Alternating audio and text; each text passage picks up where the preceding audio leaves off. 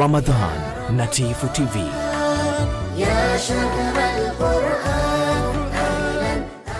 Mpenzi mtazamaji, kama ndio kwanza nafungua channel yako ya Tifu TV, tafadhali subscribe ili uwe mwanzo kupata video zetu mbalimbali za ndani na nje ya nchi. Share video hii bila ya kusahau kudondosha comment yako, kwani ni muhimu sana.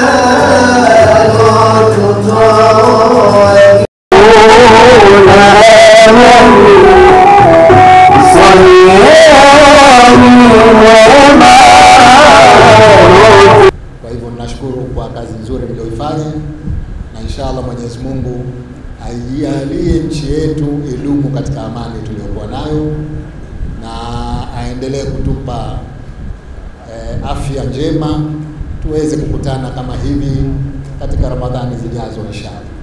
Baada ya kusema hayo, nasema asanteni sana kwa kuitikia wito, na nikuombeni kwamba muendelee kutuombea dua.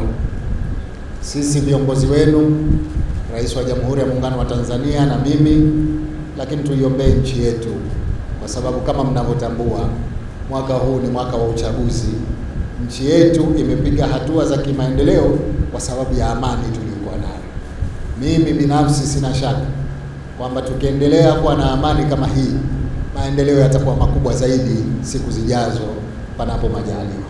Kwa hivyo tumuombe Mwenyezi Mungu aendelee kutudumisha katika amani tuliyokuwa nayo, na nikuombeni nyinyi nyote kupitia misikiti yenu, lakini hata mmoja mmoja kati yenu, basi muendelee kutuombea dua. Mwenyezi Mungu atudumishe katika amani, lakini atupe uwezo wa kuyatekeleza yale yote ya kimaendeleo ambayo tumeyapanga.